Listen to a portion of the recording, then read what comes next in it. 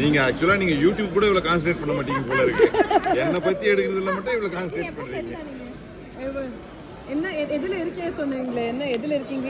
ஸ்வாதி கொண்ட YouTube page like பண்ணுங்க, share பண்ணுங்க, கமெண்ட் பண்ணுங்க, நீங்க எதுல சப்ஸ்கிரைப் பட்டனை அழுத்துங்க, பெல் பட்டனை தட்டுங்க. இல்ல நீங்க சொல்லுங்க எதுல இருக்குன்னு சொன்னீங்களே, எதுல இருக்கீங்க? எல்லாரோட மனசுல நான் இருக்கிறேன். நல்ல ஒரு ஏதோ ஒரு ஃப்ரெண்ட்ஷிப் யாரோட பரத் என் தம்பி, ஷாம் என் தம்பி, எங்க அண்ணன் மனோகரன். வில இருந்து ஏதோ ஒரு பேர் வந்த மாதிரி இருந்துச்சு. வி ஃபார் விக்டரி, அப்புறம் வி ஃபார் விஜய். ஆனா இந்த மாதிரி எல்லா பாய்ஸும் பாய்ஸ் பிடிக்க மாட்டேங்குது. இல்ல அததான் இருக்காங்க. இல்ல நிஜமா சொல்றேன், எனக்கு யாருமே பிடிக்க மாட்டாங்க. பாய்ஸ் தப்பா பேசாது. எல்லாரும் என்ன மாதிரி இல்ல என்ன மாதிரி இருப்பாங்க. நல்லவங்களா. அங்கிள்ஸ் சொல்லு. ஸ்வாதி குண்டேன் யூடியூப் பேஜுக்கு ஒரு புது விஷயம் கிடைச்சிருக்கு. என் லைஃப் டேமேஜ். அண்ணா இல்ல அங்கிள்ன்ட்டா. சொல்லு கேபி, நீ ஒண்ணுதான் மிச்சம் சொல்லு. இவ்வளவுதான், உங்களுக்கு தான் சப்போர்ட் பண்ணிட்டு இருக்கேன்.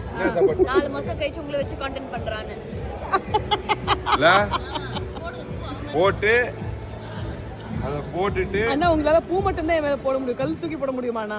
போடலாமா? வேண்டாண்ணா. தோகுது பாரு. நீ கேட்ட உடனே கல்லு கிடைச்சிச்சு. நீங்க பொத்திட்டு இருக்கேன்ற. எங்க இருக்காங்க அஸ்வத்?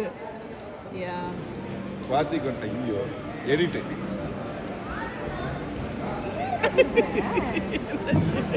உன்னை அடிக்கலாம்னு நினைச்சேன். உனக்கு இப்போ ராங் கிராஸ் டாக் கொடுத்த ஒரு நாய் அடி. கொஞ்சம் ஃபார்வர்ட் வச்சுக்கலாமா? இல்ல எப்படி இது ஓகேவா?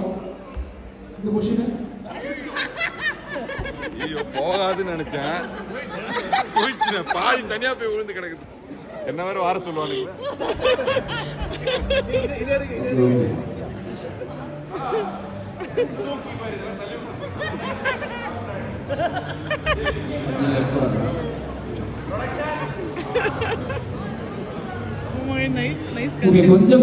கொஞ்சம் வேலை மட்டும் பத்தியா?